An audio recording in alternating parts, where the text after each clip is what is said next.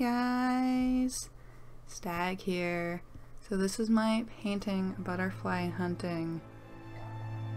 So I needed a cover for volume 4 of my coloring book series, Misfits, a coloring book for adults and odd children.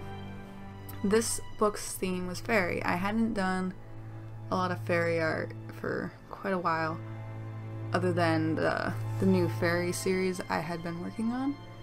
But I didn't include any of those in the coloring book because I assumed since I'd end up with so many by the end of that series, I would just make them their own coloring book. So I needed a new painting to slap on the cover of it, and I chose this one. I don't know if you guys have noticed, but there's a huge lack of bears in fairy coloring books. So I thought I would rectify this. The bear is kind of loosely based off of an Asian black bear. I had seen some videos circulating around a while ago, and they featured bears walking on their hind legs. And it was like the most surreal yet cool and awkward thing I had ever seen. And I enjoyed it, but I was confused. Like, I don't know how to describe it, but these bears are absolutely awesome. Now there's a lot of like controversy kind of going around with the walking bears, because people are like they're doing it because they're injured, or and some bears, like I know from my end of the world, like when our bears walk on their hind legs, like legitimately walk, don't go on their front legs, it's normally something's injured. But these bears, they say that they do that for treats and it's not natural, but then other people say in the wild they do it all the time because it's how they reach things from trees. I don't know. No idea. I just know it would just look so surreal and strange to see this bear just like walking by. I would definitely at least go look at the video. I ended up deciding to make the bear purple because I wanted to go some different color, because brown was just too much brown in this painting. Color-wise, like I didn't really have like a idea of palette anyway for a good chunk of this, and I was just pretty much winging it for the majority of the painting. Like for the background, like I even kind of repainted it a little bit because I wasn't sure where I was gonna go with the sky. This is something in painting that sometimes it's great to work out a painting just by kind of slapping some color on there, and then you kind of figure out things as you go along, but often enough I end up having more issues because I didn't plan it out, I didn't think ahead, and things just get a little awkward with color schemes, and I end up having to repaint and do a lot of work. And when I lay too many layers on, I end up not liking the texture that I'm painting on, and it's frustrating. So to a degree, I wish I would have thought about it more. Like I think initially I wanted to keep their tones kind of bland, basic. I can't think of the term. I am really bad at words.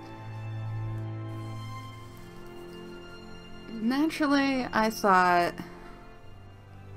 the only thing that can be truly useful in catching butterflies was a pail, some bucket of sorts, and eventually I end up giving the bear a little shovel to go along with it.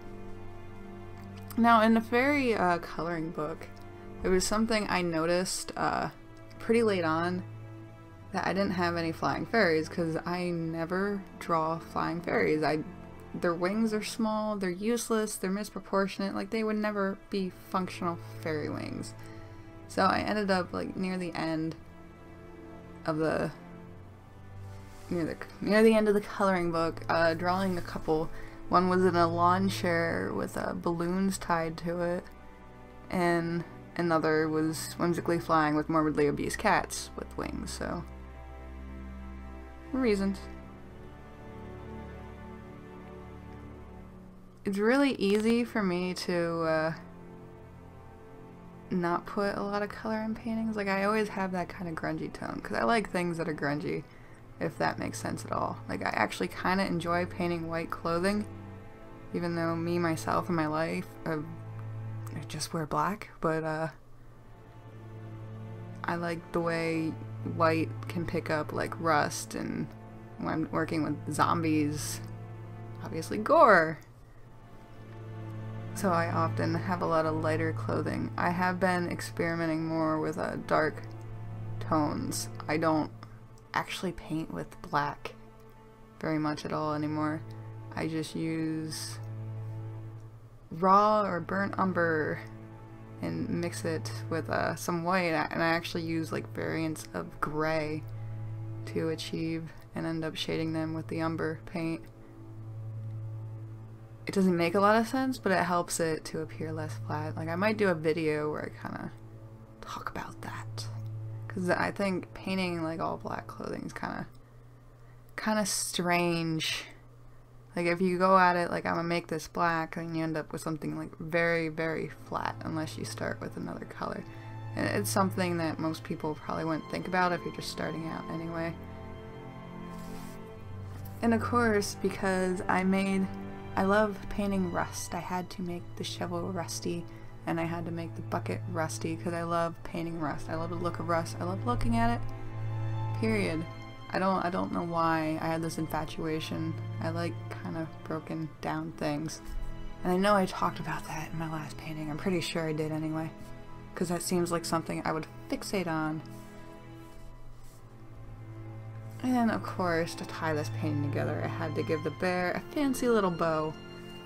But anyway, guys, this painting has already been sold, but you can find prints and posters in my Etsy shop, and you can also find the 4th coloring book in the series in my Etsy shop, as well as on Amazon and all the other ones. And I currently had just released volume number 6, which was Halloween themed, and that one's my favorite as of yet, and there's so many ideas for art. I just want to paint all the things because I love Halloween. However, right now I'm kind of like on an alien kick. But thank you guys for watching. Subscribe if you want to see more. I will catch you later.